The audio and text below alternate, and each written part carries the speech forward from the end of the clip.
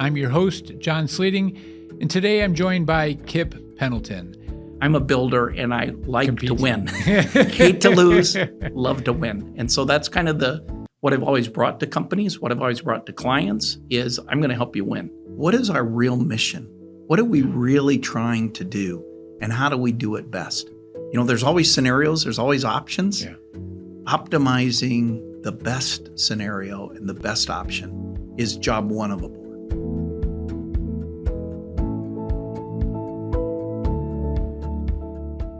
Hello, and welcome to Clear Conversations, the Entrepreneurial Legacies series. I'm your host, John Sleeting, and today I'm joined by Kip Pendleton.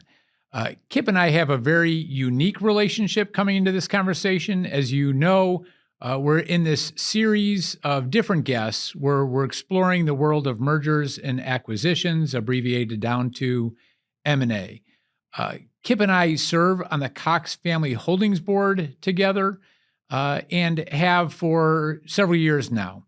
I've been with the Cox family for nearly a decade. And coming into this conversation, I assure you that I conferred with the family and they approved us having this conversation and sharing their learnings. I think it's a demonstration of their own humility and willingness to give and live out generously so that others can learn from various dynamics, including the dynamic of creating a board and having that board come alongside them to speak truth and have hard conversations and also to form so that they could make the best decision possible for themselves.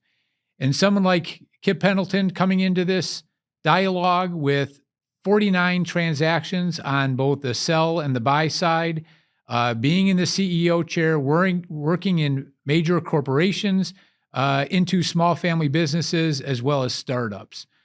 Kip brings a wealth of insight, leadership, experience, been there, done that. He's seen the movie before, and yet in his own humility, continues to desiring to learn, to wake up every day, have every day be a great day for how he wants to engage the world around him, to make a difference in helping leaders feed this world. He grew up in agriculture. He's been in the agricultural industry. He's seen changes take place over multiple decades. I'm not going to date him, but he's just got so much great experience within the industry, but also in terms of leadership insight, how to run a company, how to prepare a company for a transaction, and the sensitivity always and the encouragement that he brings to the human capital involved. So it's with great delight that I'm joined here as Kip and I continue a board conversation on this subject of mergers and acquisitions. Kip, thank you so much for carving out time, flying down from Minneapolis, Minnesota, spending time together to sit down in the studio and have this conversation. I'd say you flew down just for this, but we also had a board meeting earlier in the day, which actually is what brought us together for this conversation. So first and foremost, thank you for being here. Glad to be here. I think a lot of Clearwater Capital and all that you're doing with your clients. Oh, you're always an encourager, just like that point, right? You never miss the opportunity to provide encouragement. And I hope listeners today are really encouraged by your experience, your depth of knowledge, your understanding, because this is where our paths have intersected, which is sitting together on the board for Cox Family Holdings. And so what I've learned from you, the value you've added is why I want to have this conversation, because I think so many listeners that I got to see behind closed doors, we want to get out there so that others can learn from too. So as we start, who is Kip Pendleton?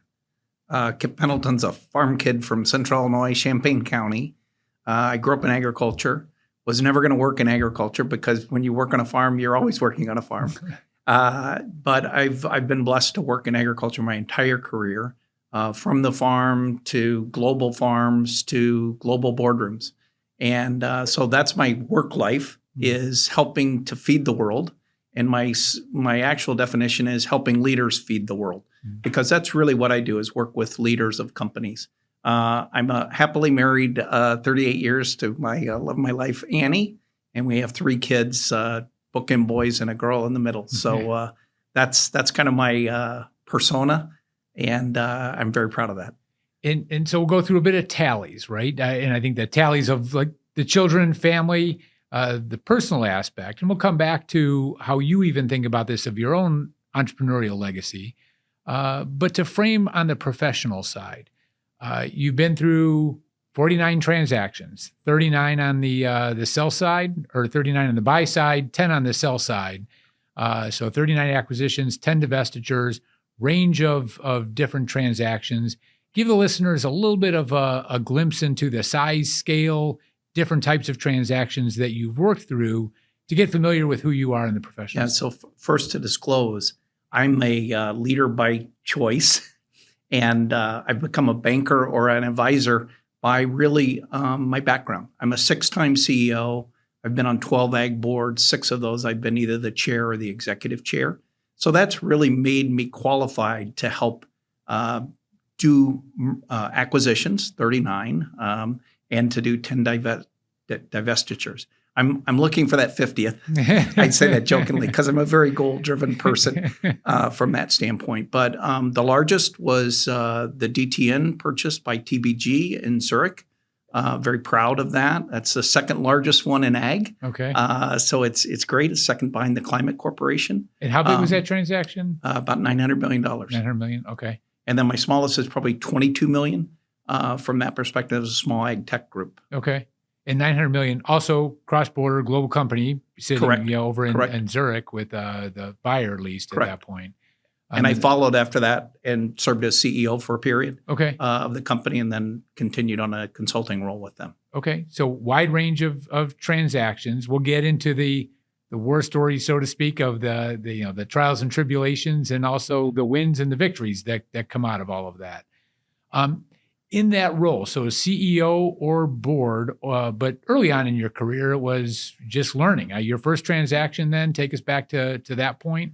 Yeah, so I worked in the seed industry when I first started. I did 3 internships in college, and I ended up working for Pioneer Hybrid in Princeton, Illinois. Okay.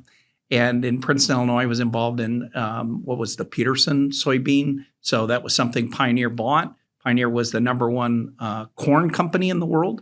They bought a seed company, which was a soybean company. Okay. And so the idea today that everyone has that. Okay. Back then, that was very unique to have both.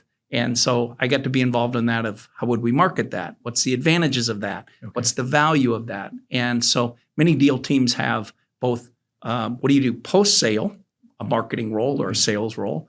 And also, what's the financials of doing the deal, and what would we be able to create from that?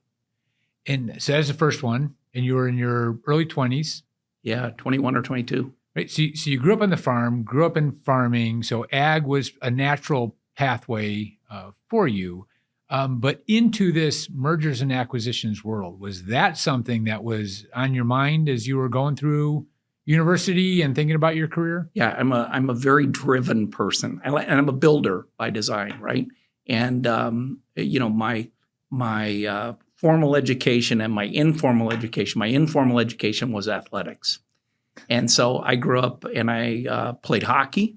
I was at Wisconsin, and we were in the Frozen Four 4 of my 5 years, and we won it in 77 and 81. Okay. So by definition, I'm a builder, and I like to win. Compete. Hate to lose, love to win. And so that's kind of what I've always brought to companies, what I've always brought to clients is I'm going to help you win. And I've always been kind of thrust in that. Maybe because I was a goalie, I deal with chaos pretty well. People put me into, what do we do with this?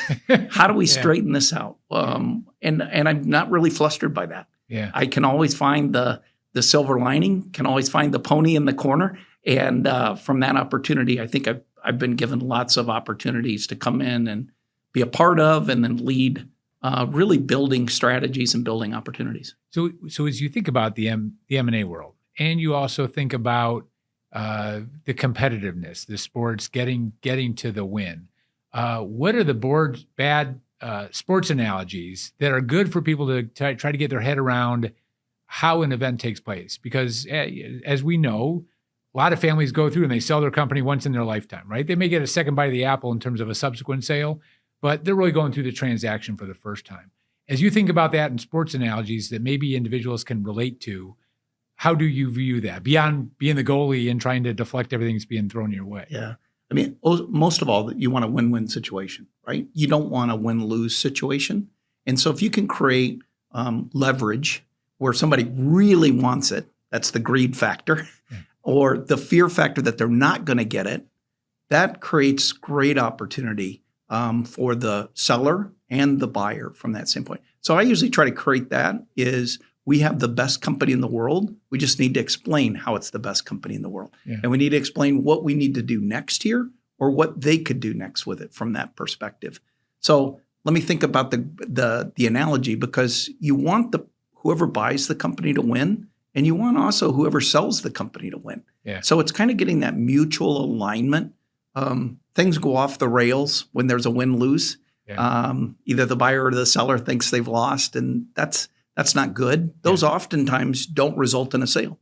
Yeah, yeah. Or hard feeling. It's just too small of a world, right? Or there's earnouts and escrows tied into it that get retraded, or there's just hard feelings. And even within the size of agriculture as an industry, it's still a very small world in terms of who knows who and reputation and how that plays itself out in the future. And that's true for every industry as individuals think about it. As you went from your first transaction then into the competitiveness and working through that and being part of the deal team early on, as you continue to move forward, did you seek out the mergers and acquisitions, or that was a tool in your toolkit, especially in a CEO role, that you didn't just set out to, you grew organically and you looked at opportunities to bolt on or make acquisitions over time? Yeah, so I spent the first 18 years of my career in the 3 largest seed companies in the industry, all public companies, all in a period of growth. The industry was about 300 companies, and so there was lots of opportunities to acquire companies. There wasn't. Today, the concentration is about the big 4 own about 80% of the industry. Okay. To then it was probably 55% of the industry. So acquisitions were a great platform to bring technologies forward. Okay. I was involved in technologies and bringing platforms together to bring the technologies in the seed. You've heard about GMO crops, genetically modified organisms. What we were trying to do was create platforms that you could bring Roundup Ready soybeans or BT corn into from that perspective. So most of what I was involved in was creating platforms that were national or even international to be able to bring greater technologies through. When I entered the seed industry, a bag of corn was $48. And I can remember the veterans on the sales team going, how are we going to sell something for $48?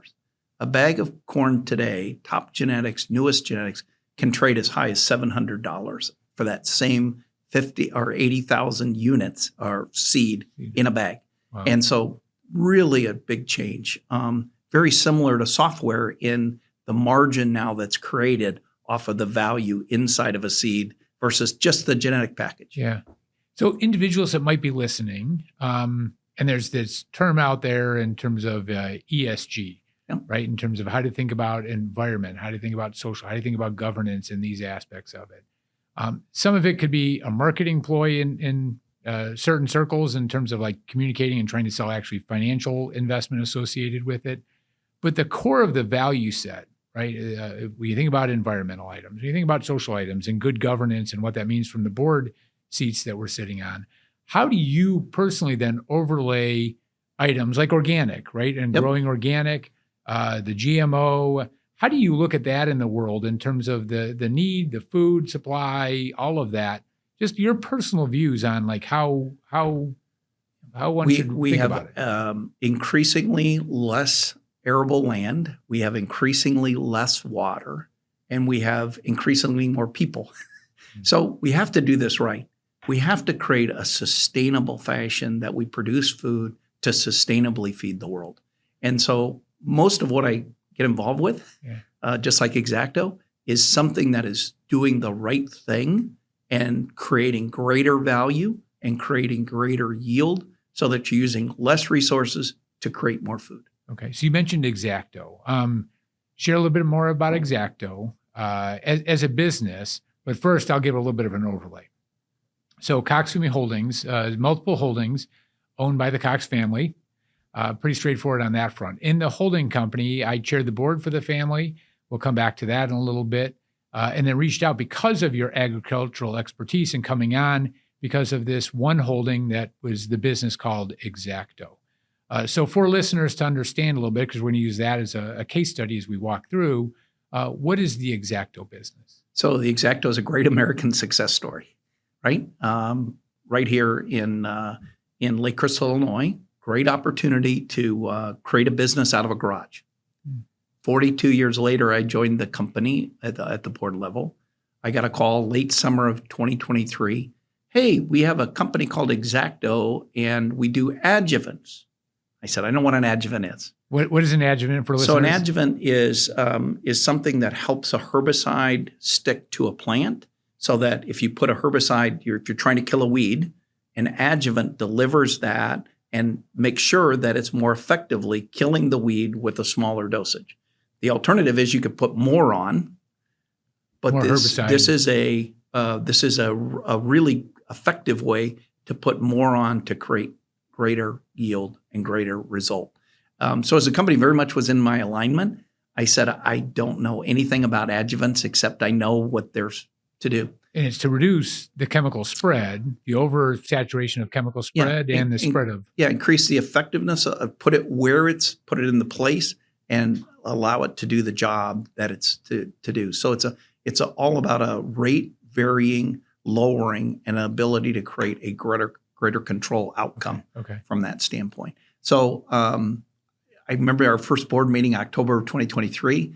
I walked through the Sharon plant. I walked through the research facilities, and I came back and told you in the board, this is a diamond in the rough. Yeah. This can be 3 times bigger than it is. This can be executed. And what I really learned is we had great innovation. We probably lacked a clarity of what was our strategy. What do we really want to do? And strategy drives value. Yeah. Value is created through strategy. And then last is we had a very a great sales team that delivered great customer service, but it was passive. So you call me, I'll fulfill the order versus a demand creation sales channel and sales opportunity. And so we spent 9 months creating that strategy, used an outside group to help facilitate that. Strategy only cooked inside is limited by the view that you've always had. Strategy created with an outside facilitator really unlocks value, really creates that angle and that view, and in a bimodal curve, the outliers that the people that work every day don't see or forget about from that standpoint. And the strategy at that point in time in the history, because now we're working alongside one another. The family has, from inception now, the family's owned the business for well over 40 years. And when we set out with the strategy wasn't with the end in mind of going through a monetization event. I don't know. It wasn't going through it to sell. It was going through it saying, what is the strategy in order to grow? How do we think about this to grow? We weren't even talking at that point in time about M&A. We were talking about it going, no, what is the best way? What's the range of possibilities that come into play with this? So any family, anyone that's out there that's the CEO, owner, operator, has a company maybe in their own portfolio that they're looking at. When you put on your CEO hat, right? You put on your CEO hat first regarding how do you grow, and then you put your M&A hat on second in terms of saying, well, if that's a path, but that's not the path for everybody. So in that CEO role, working with the family, being on the board, all this experience set that you bring, how are you thinking about that? Specifically for Exacto, at that point in time, in terms of how do you unlock that diamond in the rough? Now, I think there's a few lessons learned from Exacto that I'd share with your group. Is first, Kenny Cox and the Cox Family Holdings didn't need to have a board. They have a board. They have a great governance board. They have a board that helps bring the family forward and think about what is our real mission. What are we really trying to do, and how do we do it best? There's always scenarios, there's always options. Yeah. Optimizing the best scenario and the best option is job one of a board, right? Help the leadership team form or deliver inside of a frame greatness, right? Yeah. The leadership team will figure out the how from that perspective. But the why really in a lot of ways is the board's responsibility. So number one, have a great board and have an active board with the best people you can on it. Yeah. From that perspective. I was brought in, quite honestly, we should have had more ag experience on the board. What we had was your great financial background. We had a great banker background involved. We had a great HR person involved. And then we had Kenny's experience of growing up with the business, Right. growing the business. That's a great board. The challenge I would have to everybody is make sure you have people who understand your industry, understand your business, and understand the best way to grow it. Yeah. Or options to grow it. Amen. And entered Kip Pendleton, right? That was absolutely the big miss that was not around the table at that point in time when we searched out for this is the kind of voice and kind of thought process. And not only, I mean, you're coming in, Kip, in terms of adding that in, but far exceeded the expectation and the thought of the influence that you had back into the organization. I don't think boards are for all families, right? I mean, some individuals that are just going to be very dictatorial, autocratic, and what they're doing and how they're approaching things, and they don't want to listen. Then no one wants to sit on a board that's going to be part of that, and no one should be thinking that they're getting extra points for something in terms of spending time, right? The active board, the engaged board, the speaking up, but you can only do that with someone that is in the ownership chair that welcomes in that. And this is where, Kenny and our conversations, right? So that there's no mistake, right? Kenny's given us permission to have this conversation to hopefully educate, inspire nuggets that have come out for others from what we bring. But it's Kenny's humility and invitation and welcoming a board around the table that he wanted to subject himself to. Now, there was no mistake, right? I mean, he was the owner. We were there working at the pleasure of the family, serving the family first and foremost for their interest in what they were trying to do and achieve. And yet even there, Kenny's like, to me, John, I want you to chair the board because I want to sit back and be able to take it in, listen, observe, understand, process, and go through that and do it in a bit of a detached way as you're focused on running the meeting and the agenda and coordinating the parties and how we're doing things too. So that dynamic, in a prior series, I had the non-family member CEO and how that dynamic between the family and that non-family member CEO interacted and what the secret sauce was there. I think it's just as important when it comes to the board serving a family that's active, as you say, for a family that's also demonstrates deep insight, understanding of themselves, understanding what they're trying to achieve, and getting the people around the table to go off and unlock that value too. So it was great having you come on board. And then we were into this strategy session, right? How do we actually go about that? You worked really closely with the business leadership in Exacto in working through that process. What do you believe is a good strategy process, not the M&A process, a good strategy process to really tease out a direction that a company should go? Let me segue for just a second. Sure. I had a great assignment in maybe 2015 working with the 20 top Deere, the next up CEOs, right? So they worked in large Deere family organizations. They were going to be the next CEO taking that over. Okay. Deere does everything by design. And Deere had planning sessions that I helped coach. Okay. And the greatest question or the greatest thing I took away from that is Deere has this process of right question, right answer. Right question, right answer. Kenny does that so well. Rather than tell in a boardroom, he asks a question. Yeah. Great leaders, as they evolve, ask questions to unlock answers. Yeah. Versus tell and answer without a question. Yeah. And so great strategy is right question. Yeah. It starts broad. What can we be? What do we have? And then the answers fall under that, right? And those are scenarios. Those are options. During our strategy session, the group works externally with the Context Network. It's now Kearney. And that group helped facilitate, along with the leadership team, paths forward for the company. They defined what we were and what we could be.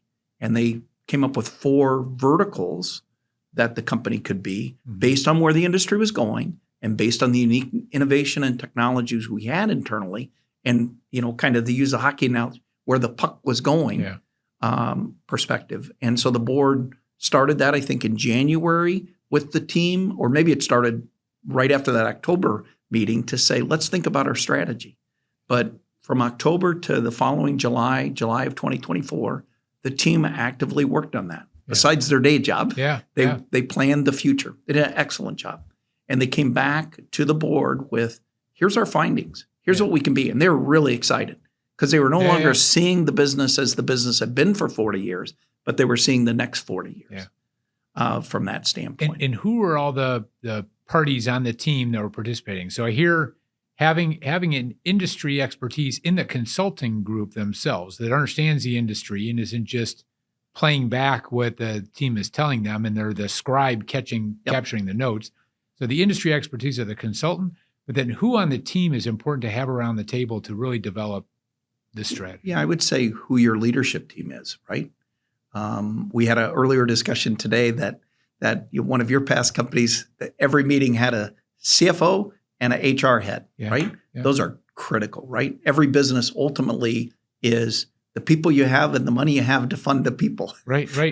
And so that's the essence of where it starts. But then you have your sales and marketing teams, you have your operating teams, you have your innovation teams, and best strategy is hatched with whoever the leadership team is, and involving that leadership team so that they all understand, hey, we're responsible for growing a strategy. It's not someone else, it's us. Yeah.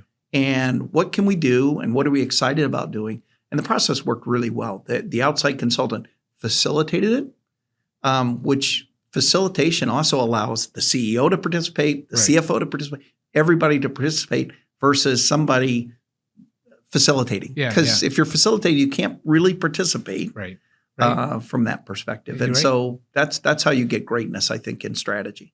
Well, in the same way for Kenny on the board to back up and say, John, you lead and facilitate. So it gave him the freedom then to bring in his expertise and also what his family desired out of this business, their vision for it, and the aspirations that they have to make a difference in the world, in the way that they're looking at it. Some of the pitfalls that come in. One as an example that came to mind for me was where the team could be confined by constraints as they start, and removing that. So as they're thinking about it, saying, well, we could go back to the family for equity capital, we could go to the bank for debt capital, and it's like don't even worry about the capital side of it right now. Think about what the vision could be in an unconstrained way. That's one example that I think freed up the team a little bit to think more broadly. What are some other items that you say teams really need to think to really think strategically? Here's the way that they've got to be walking into the room and being present. Yeah, you have to step back. And I think one of the things with Exacto is that they were excellent in the moment. They weren't seeing where the industry was going.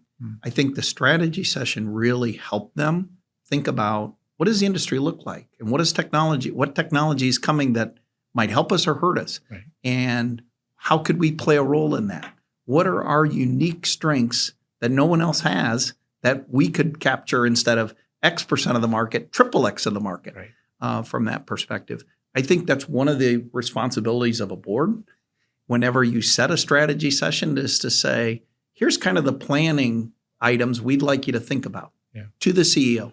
The CEO then can further refine that, or the CFO can put the financial definition into that from that standpoint. But a board really needs to frame, here's what we'd love to be, right? Here's what we'd love you to figure out. Ask the right question. Well, given the different CEO chairs that you've sat in and worked with from a board view, where have you seen what some people would frame as strategy, and you're like, that's not strategy at all, like, or that's bad strategy, that's bad planning.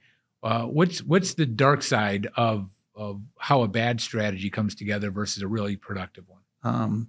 Great strategy is magic, right? There is a process, and there's a bazillion books on how to do great strategy. But great strategy often becomes a planning document. It's not living. It's a spreadsheet. And great strategy is not just a spreadsheet. Yeah. Great strategy is, what do we have? What is the opportunity? And how do we organize around that? Yeah. It ultimately becomes a financial spreadsheet, but it doesn't start as a financial spreadsheet. Right. So the team came back to us, presented the 4 different approaches. I'll boil it even down to 2. One was an ongoing organic, and one was a more aggressive growth plan. And that more aggressive growth plan, there was going to be a need for additional capital in the thought process of how to achieve that. So this is where now in the board conversation, you end up overlaying the constraints to say, okay, if you do it too soon, you miss the opportunities for the ideas to come out. If you then do it in the boardroom to say, now we're going to overlay some constraints, you get into this point of saying, well, if we're going to pursue growth capital, there's different ways that you can take that approach.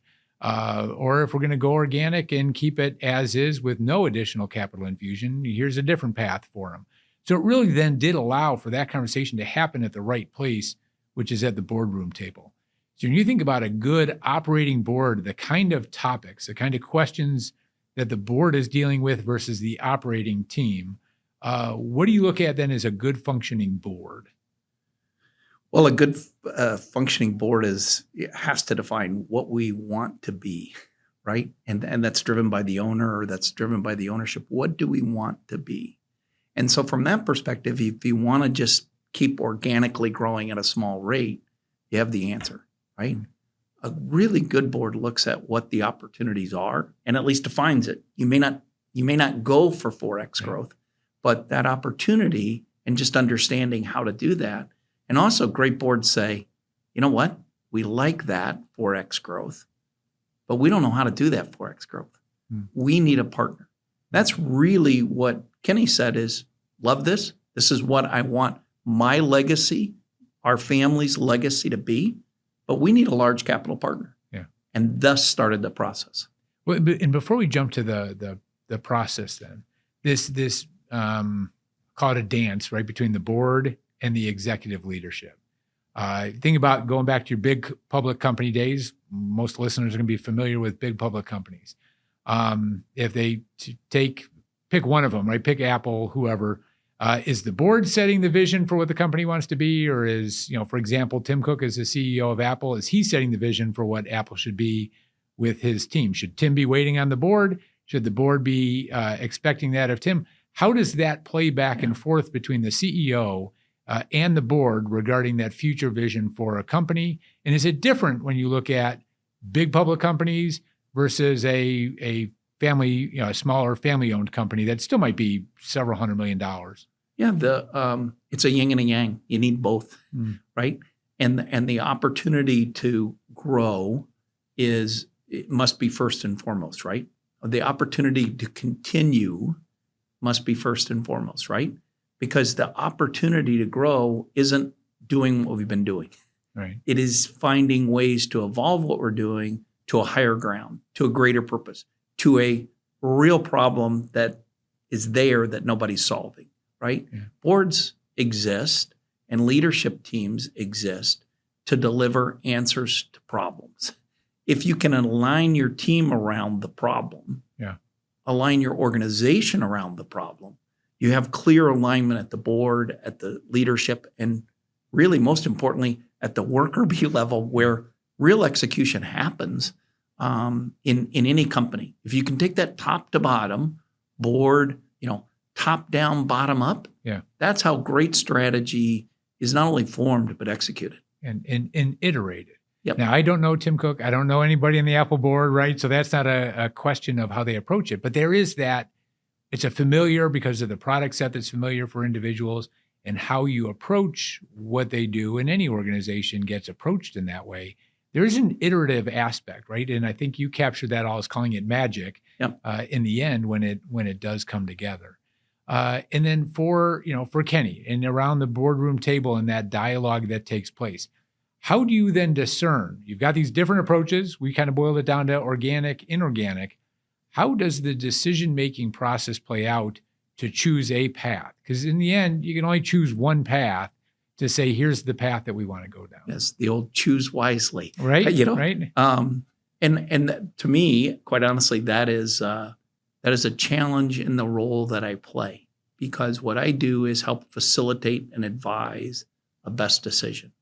And I really try to stir the pot to get there because I think stirring it gets you to the best answers. Yeah. From that perspective, you must have alignment, you must have consensus, but also a little discomfort. Yeah. Right. And so I think one of the things that I've learned over time is it's not about me, it's about us, and it's about the marketplace. Right. I have a saying that I use is rhythm, cadence, momentum. Rhythm is what you do. Cadence is what we do as a team. Momentum is what happens in the marketplace. And you have to have that cascading wave effect to really, really grow and really achieve what you want to achieve. So say that one more time. Rhythm, that's my goals. Cadence is our goals, the team. And momentum is, so did it matter? Right. Did it create momentum in the marketplace? Right. Did it move forward from that standpoint? And so then how do you take it? Because if you want to make a difference in the marketplace and everybody's vision is to grow, have an impact, right? And not growth for growth's sake, but to make a difference in the world, right? To feed the world that's the momentum piece. Then you almost have to reverse engineer it down to saying, well, what are we doing together? And now what's my role into that? So as you think about an organization that sets strategy, how do you take strategy and turn it into execution, which is what every individual on the team knows about what they need to do so that we achieve what it means to make momentum, if that makes sense to go up and down. Rhythm, cadence, momentum comes out of Scrum, comes out of software, right? And it was in software meetings with engineers in like 2010 out in Scottsdale, Arizona, had a 42-team engineering group, and we had to develop software. We were so far off our cadence of software. And so what we said is, okay, we're going to meet again week from Friday. What are you doing? What are we doing? Right. And where are we taking this? Does it matter? Right. Does it matter? Right. From that standpoint. I used that until 2017 when I joined DT, and I reported to a fellow by the name of Jerry Stead. If you've ever watched an Iowa football game and you see everybody waving to the hospital in the end zone, that's the Stead Memorial Health Center. Okay. Jerry Stead funded that. Okay. Jerry Stead is an 8-time public company CEO. I reported to him. Best learnings I've ever had, growth as a CEO. And Jerry said, rhythm, cadence, momentum, it's okay. Here's the 3 words we're going to use. Focus, simplify, execute. Every Monday morning, what are you going to do? That's your focus. Okay, simplify. How do we make that so every single employee can understand what that is? Yeah. And execute. By next Monday, what are you going to get done on that? Yeah. Just boom, boom, boom. And what it created was this great energy, right? And everybody, hey, what are you working on today, John? People could play back what they were driving, what they were working on, right? And if you can take that from the top to the bottom, which I think that's maybe Apple's magic. They have a great strategy, but they're really good at executing. Yeah. And really good at understanding. So I would just share those are my kind of 2 the human mind. The other item I've learned, the human mind can remember 3 things. If you say a 4th and a 5th, they forget the first 2. So focus, simplify, and execute, right? Focus, simplify, and execute. And also game theory. If you're going to present something, I recently reported to a CEO, and a coach told me, are you going to win telling the CEO what's right and what's wrong? I said, no, probably not. And he said, make sure that you present great ideas that you're aligned with. 3 great ideas, 3 scenarios, 3 options, fully vetted, fully loved. Present the one you think strongest about as number 2. Because game theory, you never pick the first one and you never pick the third one. You pick 62% of the time, they'll pick the second one. So all kinds of nuggets coming out today. So there was 4 that was presented to us in the board for Cox Family Holdings. We narrowed it down to 2, right? So now we don't have an odd number in terms of going through the 2.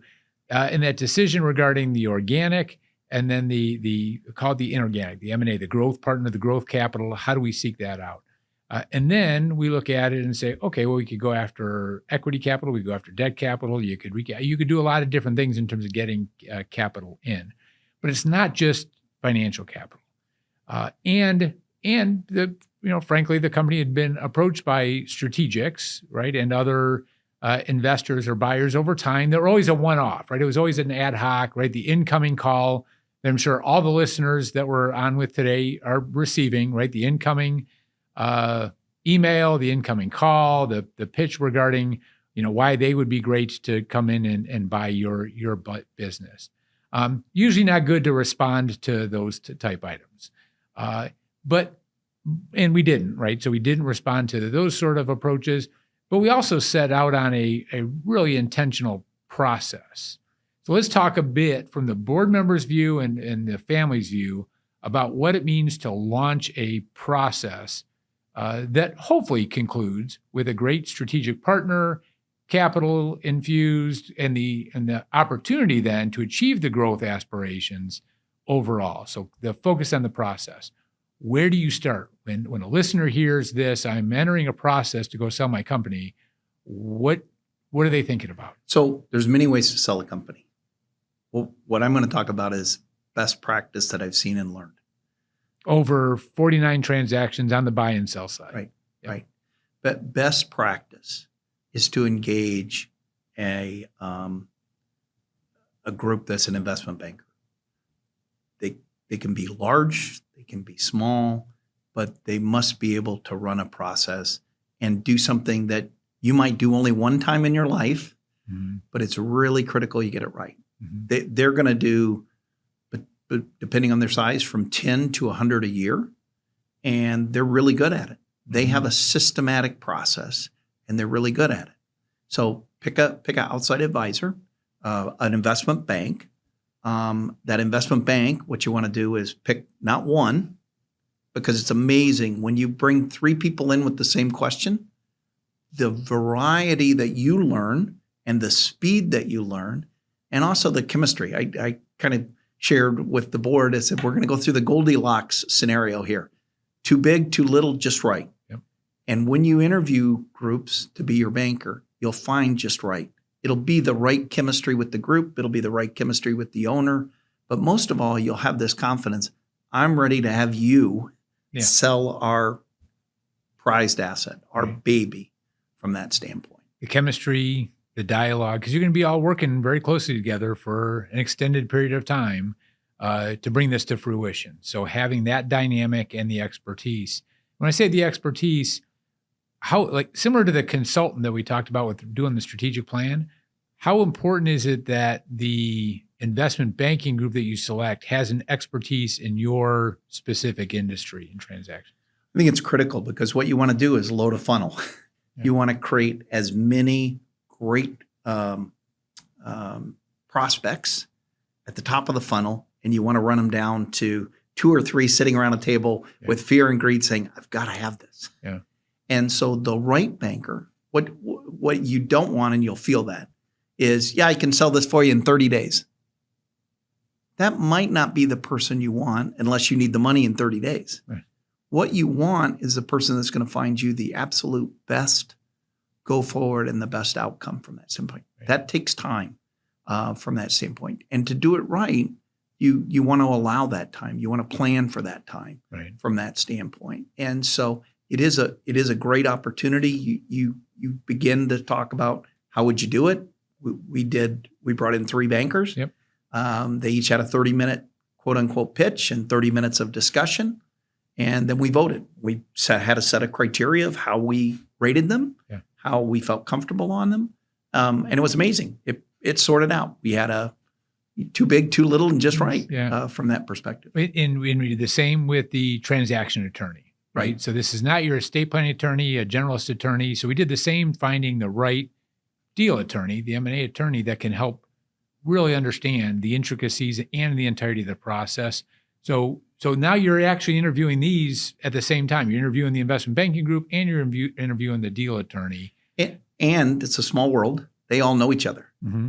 Which banker do you like? Which attorney works best? Yeah. And works best might be cheapest. Might be bad, they figured this out the best way, because it is time and money, but it's also not having somebody come down the line 3 years later and try to claw something back. You want to do this right, all sequentially, and all in an orderly process. Right. And the communication aspect, right, between the bankers and the attorneys, so that they're talking the same language back through you. Now, one of the things that we did on the board is also step back and said, all right, we need representation because it was the holding company that was selling the business, the asset that was there. Yes, the leadership team needs to be involved. But in our discussions as a board, we stepped back and said, yeah, but we need representation on behalf of the board that is the selling entity from the family to represent in this transaction. And then, Kip, there was no one better than you to step into that role, and how you approach that. Is that best practice? Is that common? Is that uncommon? How does that play out in the boardroom with respect to the role that you played for Kenny? Because you were a point person on the transaction. I've played that role now 6 or 7 times. I think it's best practice now. I really do. Just because of the fact that also the banker has multiple deals going on. The banker may also say, oh, they're going to buy 10 more companies. Right. Maybe I want to get with them. Right. So there are competing kind of conflicts that an advisor with the board can help sort out and say, hey, guys, you work for us on this. This is what we need to do. And also, the investment bankers are good when they're connected with the team. One of the other things I did in this is help our team. It was first process they'd all been through. Yeah. First time they've been in a room. First time they've made presentations, and first time they've gone through all the due diligence. And so the ability to help coach them along the way, part of it is technical. Yeah. Part of it is just confidence building. You've got this. Yeah. We know you can do this. Say less, say more, because we gave 24 presentations. It's amazing how good they can get on that, but it's also amazing. Oh, I forgot to say that, didn't I? And so to be able to sit in the room and say, hey, John, make sure you share this, right? From that perspective, really is a great process from that standpoint to help. So let's back up from the management meetings to you select your right deal attorney, you select your investment banking group, you've got this rapport going. The first thing that the investment banking group then is putting together is a teaser. How does that dynamic, the introduction, the deal team within the business, how do they get brought into the process? NDAs, legal documents, a little bit of that early on. How do you get organized around it? I'd step back and I'd say your best investment banker would say, let me see your strategy. And your best investment banker will help build off that strategy. They'll dive deep on, okay, those are those 4, but what does that mean over 5 years? Because you're going to build a model out 5 years. And that best investment banker will help you build that 5-year model. And they'll push you to say, you can do more than that. Way outside the comfort zone of the leadership team, right? Hold it, I'm going to be judged on that, right? But they can help do that. And then you fall back to the right place, right? Just right opportunity from that standpoint. So we're going to enter our process. The reality is it probably takes 60 days to 90 days to build that right strategy and then to put it in a SIM, right? A confidential information of memorandum to go out to the marketplace. You put that out first as a teaser. You build the SIM first. Yep. You take the teaser, which is there's a company for sale. Yep. We're not going to tell you who it is. Right. It looks like this. It's 1, 2, 3 page. Right. It's advertisement of right.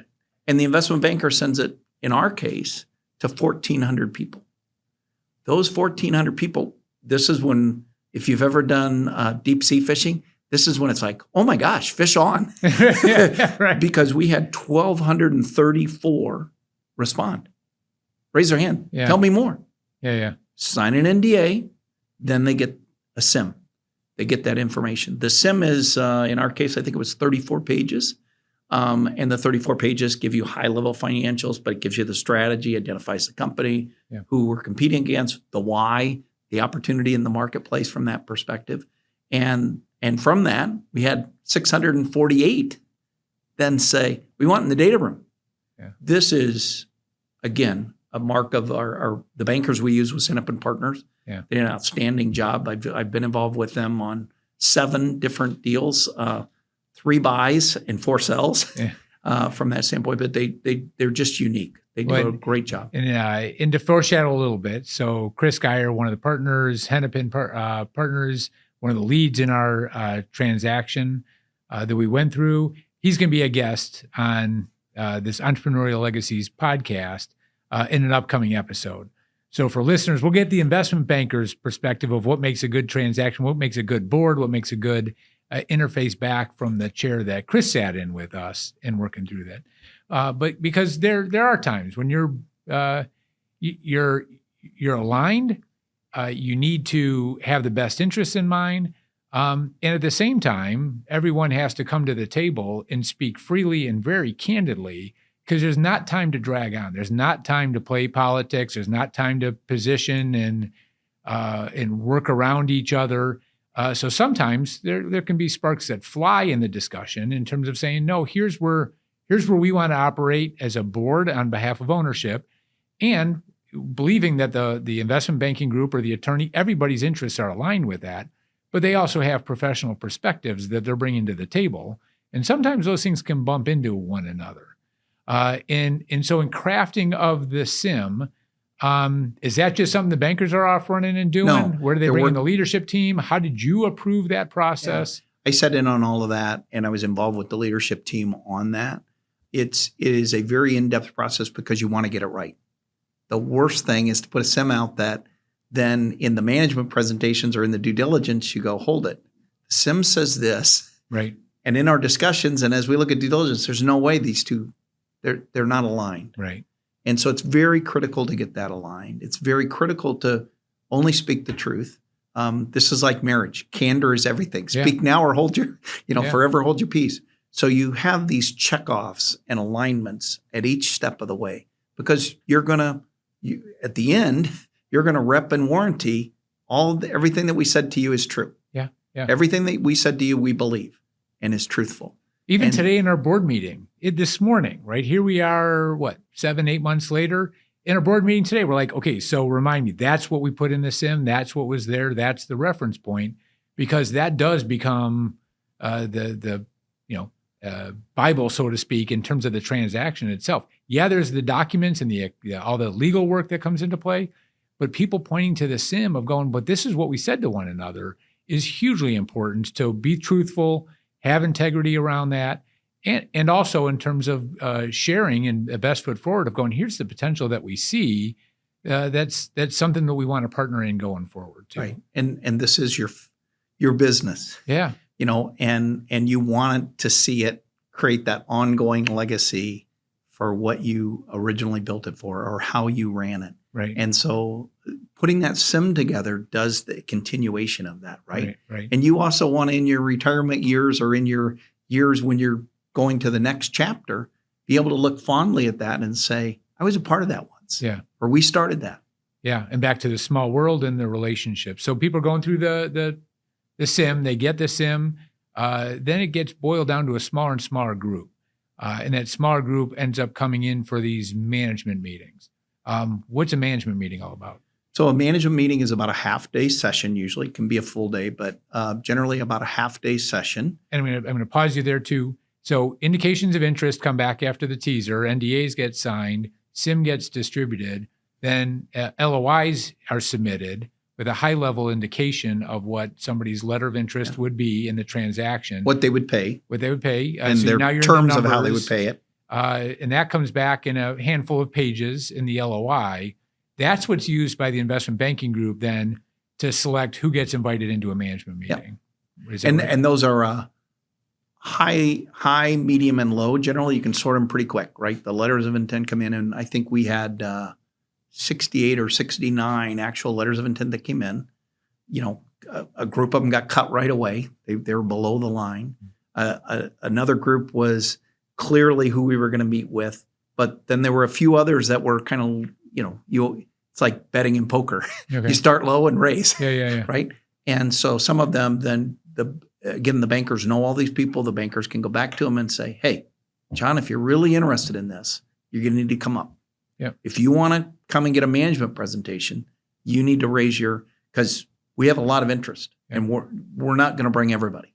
Is it just the highest price? Is the whole process just the highest price wins? No. So what are some of the other items that come into play that are part of the LOI to begin with? Because it's several pages. It's not just a single number. But what LOI is, can they pay cash? Are they going to have to finance it? Do they have the financing aligned? Do they know anything about ag? Could they have success in ag? Because, there's a lot of private equity groups that see ag as a great opportunity, but they sometimes get to the finish line and say, this doesn't work. Yeah. We're not going to do that. We don't know anything about this. You don't want to waste that seat, that cycle with a group that ultimately you don't think has the confidence to play it all the way through and buy the company. So the management meeting list comes together.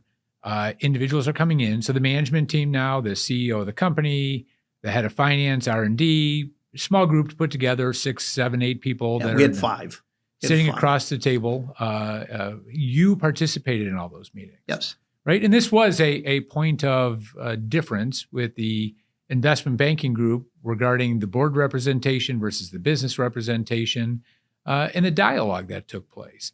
How should the seller be thinking about going into that regarding the team that's part of it, your role on behalf of the board, and the dialogue? Again, and we've got nothing but the utmost respect for the Henneman team, but sometimes we just see the world a little bit differently too. But it was important. And so when you think about best practices in representation, what would be your recommendation to future transactions? So think about it. You have 24 presentations. You have a investment banker who has 10 or 15 or 20 different deals going in any given year. You don't always have all the A players in the room for all those meetings, right? You have good people. You have people on the rise in their career, and you have different styles of interaction.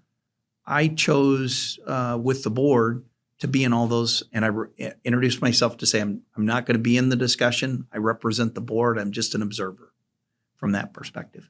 I knew 14 of the groups that were making an offer on the company prior from that perspective. So I wasn't trying to help them or hurt them, but I understood them and they understand that I do this in different ways from that standpoint. And with the team, my primary thought process was we did first, before you do any of those, you run the team through, hey, okay, dry run. Right. Go through the dry run. Okay, we're going to do it again. Right. Okay, we're going to do it again. And then we record it. People in those situations don't know exactly, maybe a little bit like this, how you're going to react when you're on camera in a session. And it's great growth. Our team performed amazing. Our team at the end was so good. For having never done it, I was amazed at how good the team did in telling the story, in interacting, and in replicating the story that many times. In one of the fascinating byproducts, if the transaction didn't happen, and let's face it, more transactions don't actually come to closure. They blow up for a myriad of reasons. However, the team and the ongoing entity and the going concern was better for have gone through the process than they would have if they never went through the process to begin with. Is that a fair statement? Trust me, I grow every time. Yeah. I grow every process I've been involved in. And it totally changes a leader. A leader can say, yeah, I know how to do that. Until you've done it, and until you've maybe done it multiple times on both sides of the table, you don't really understand it, right? Because you have to play it through. And you have to see what happened. Oh, I probably shouldn't have said that, right? And you learn not how you want to say it, but how they need to understand it and hear it. That's the art of a process. And there's even an art to the scheduling of the different management meetings of who you're looking to, because you're rank ordering these in the background, right? Working with the investment banker, where do you think you're not taking maybe the best and slotting them in the first you meeting. Open off Broadway.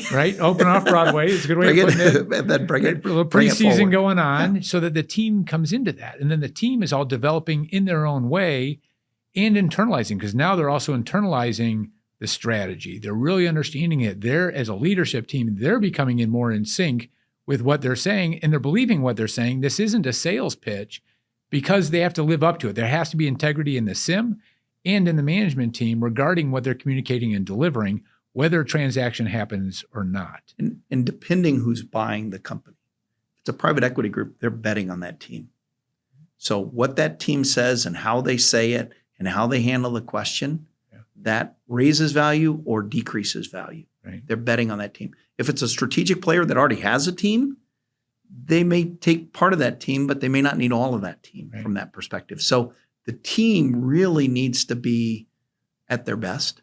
Yeah. And again, not at their best talking, but at their best helping the other side understand the value of the company, the value of how the company does something, or the value of that innovation that's just on the horizon. Right, right. And even the engagement from the scientists in this case on the R&D side and their idea generation that comes into play, thinking through the potential that's there, and then their ability to turn around and communicate that.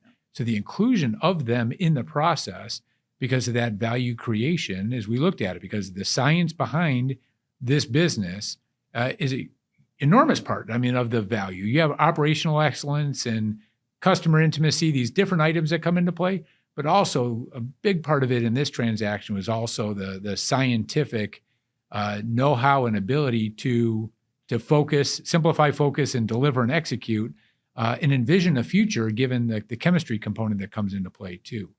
And they all believed it in the end. Again, whether a transaction happened or not, existing ownership, the Cox family would have been better off one way or the other of going through this process. The aspect that I encourage a lot of existing businesses and going concerns is how do you operate thinking you're going through a process? How do you sharpen yourself and sharpen your mind? But it's also exhausting. So the team was working through the process, which was exhausting for themselves. And they were also tending to the day job during the day. How is you engaging that and looking at them doing two full-time jobs, right? The full-time job of leading the process and the full-time job of running the business in a confidential way, no leakage, loose lips sink ships, and using that phrase. That happens in transactions too. Can't allow that kind of leakage to make its way out in the system. How did you come alongside the team members to encourage, to inspire, to keep them focused? Because we're talking months and months of work to do this. We brought them into the process in October, and we closed the following September. In that time frame, we had through June, we only had 7 people in the company that knew this was going on. Now, other people go, where the heck's the CEO and where the heck's the CFO? Yeah, right. But it was a very tight group. The group would step out of the room and immediately, we did it in your offices, off-site, neutral site, which is a best practice, right? And the group would immediately jump on Zoom calls with customers, right? Yeah. We did it a year ago, and during this period in the spring, one of the busiest times of the year for an ag company, right? Right. From that standpoint, they were very. It's the hockey analogy is they never left the ice. They double shifted, they triple shifted, right? From that standpoint, but they learned what they could do. And they also learned how they could do it in a way that grew the people under them. Yeah. And they became better. Again, each process hardens the steel, and each process gives you the confidence of, I waste a lot of time because I can get a lot done in a shorter period of time. Yeah. Or if I'm real specific, it doesn't take 4 more calls. Yeah. From that standpoint. So there's always an advantage out of it from that standpoint. But it forever grows your team, right? Yeah. And also, some people rise to the occasion. Other people, you realize this probably isn't the top player that the team really needs. But until you see it in the process, see you don't know. Action and you don't know. So then you go through the management meetings. Now individuals come back. They refresh those LOIs in terms of where they're at, and now you're making a short list. So when you get to the short list of the evaluation of the final offers, to pick one, right? Through the overall process, you talk about all those teasers that get sent out and then coming through the funnel and the IOIs and the LOIs and the management meetings and on down from there. You're really looking for, all right, who is the right strategic partner into the future? What are some of the considerations that come into that final? What was great, and being a competitor and loving to win and hating to lose, we had people almost throwing elbows to, we want to come see the plant first. Can we make an offer? Can we jump the line? Mm-hmm. Can we close this now? So we got to the end, we really had 4, right? We had 2 strategics, ran companies that did what we do, but wanted to do it differently, wanted to add the Exacto magic, right? We had a quasi-strategic that was owned by another private equity group, and the synergy of the two would have been really interesting. And then we had a best-in-class private equity group right here in Chicago, who already had 70 different ag companies, had really a great background, S2G. And we had Christina Rohr, who I think is as good as anybody that I've met in the ag investment area, really wanting the company and really creatively looking to solve every question we had. So when you get to the end of the process, you do a couple of things. You go to them, you go meet with them. We went downtown Chicago. We traveled out to the other places as a banker, myself, and Kenny, just to see, hey, how would this work if we're all on the board together, right? How would this really work? What's your vision for this? And they talk, they sell you from that standpoint. And then because now the table turns a little bit, right? Because they realize they're in a competitive situation and they have to put their best foot forward in selling themselves, why they're the right partner for you as the buyer. Right. And in some cases, you're just going to sell the company and say, good luck. In this case, we wanted to invest along or roll over some of this because really what we needed was a capital partner to help us build out and help us execute what the vision was. Right. And so each of the final four, we said, look, we might be willing to roll into this. It may be a significant amount. The two strategics, there was no option to do that. Right. The quasi, there was an option to do that, but a small option. And the S2G answer was, how much would you like to invest? Right. That's a true partner. Right. And Kenny's vision you now go through the strategy process. The strategy process was to make a greater impact on the world and in terms of what this business could do. Realizing that had to be opened up, not just with financial capital being brought in, but some of the other capitals. You mentioned Christina, the team, the resources, their network of human capital and intellectual capital that could be brought to bear on this business. All of that was enormously attractive then in the end to make this selection where it's not just adding up the dollars and cents, but it's adding up the totality of what that looks like. And Kenny's pretty significant rolled equity interest on a minority basis into the business to continue to do that because he wants to realize the vision and the benefit that he sees in the company, that his family started over 4 decades ago and continue to see that into the future. So he wanted to keep the skin in the game. He wanted to keep the equity in the mix, but he needed this partner. And S2G, I don't think you could draw up a better partnership that we didn't know about at the start of the process. Yeah, Kenny has great faith. And one of the things he wants to do with this is to propel part of that great faith, right? Yeah.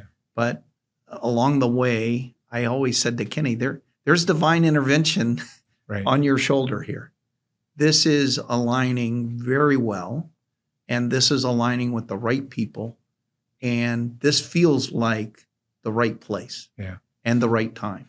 And so execution is everything, but also there are higher powers that lead all of us from that standpoint. Yeah. And this is not, we wouldn't have started if we tried to do this on our own and say, hey, who do we know and would you want to sell to?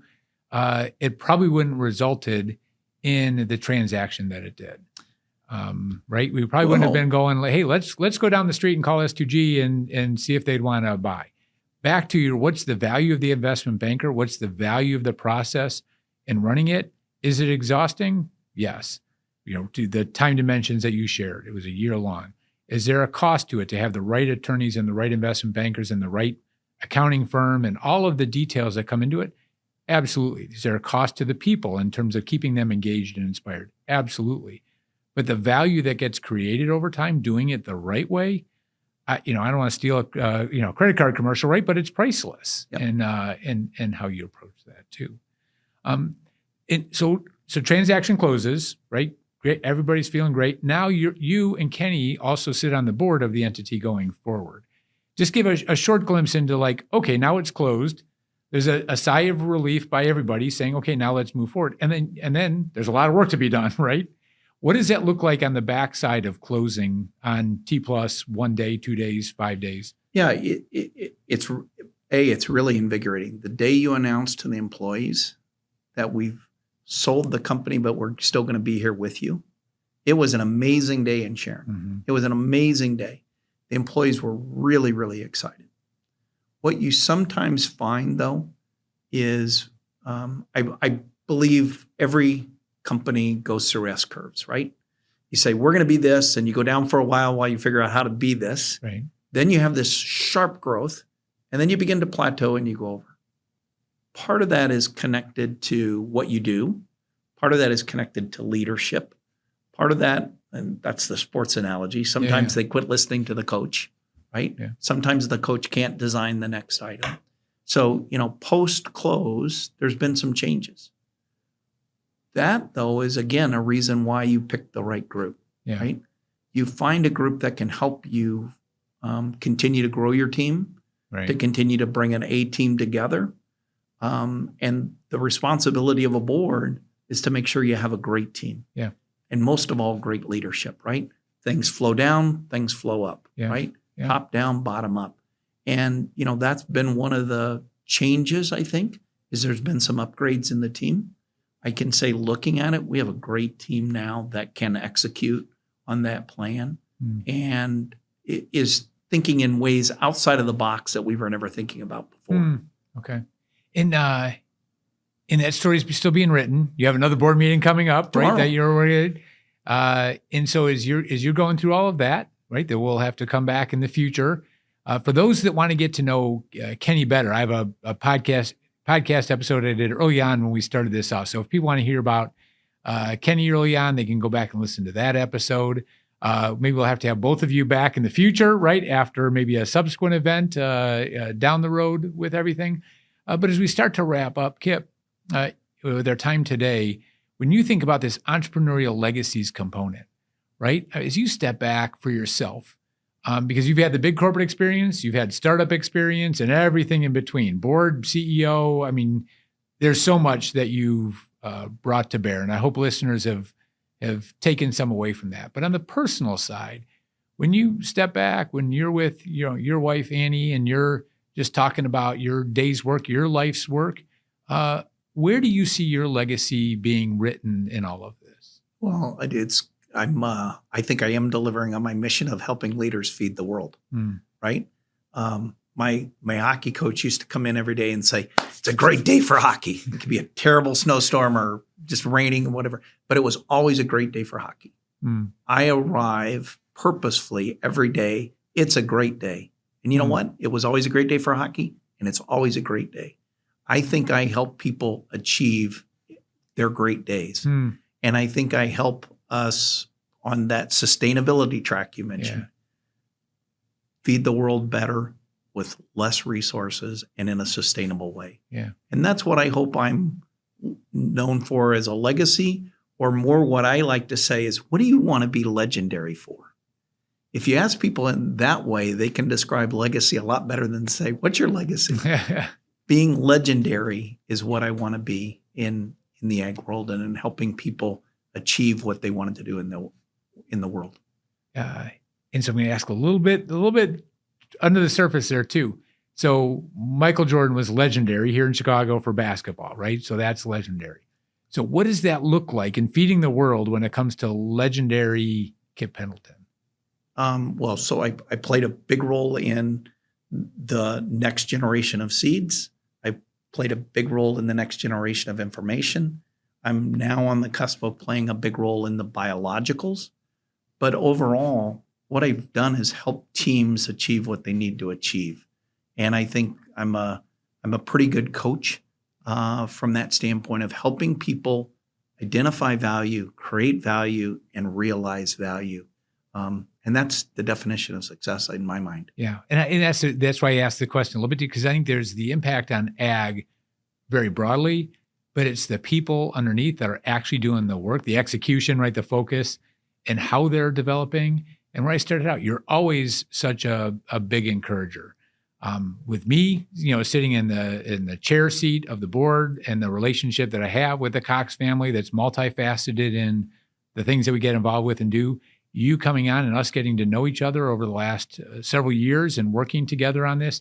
But you've also been a big cheerleader. You've never come out throwing your elbows and saying, well, John, I've been the CEO this many times. I've done this many transactions.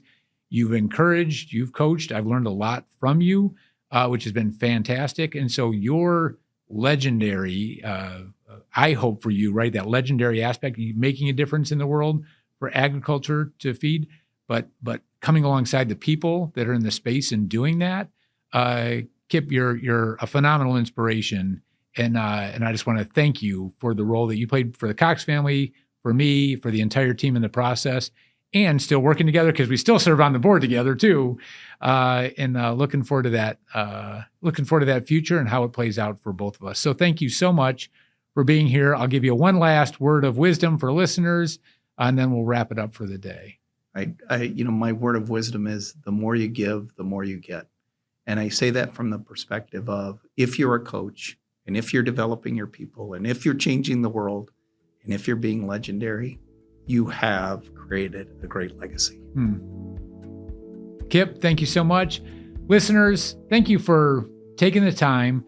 As we wrap today and you've listened fully through, pause just to think about who can you forward this episode onto within the agriculture space. Kip's got 49 transactions under his belt. See what you can do to help him get number 50 in the ag world, and reach out to us at clearconversations@ccpwealth.com. Have a blessed day.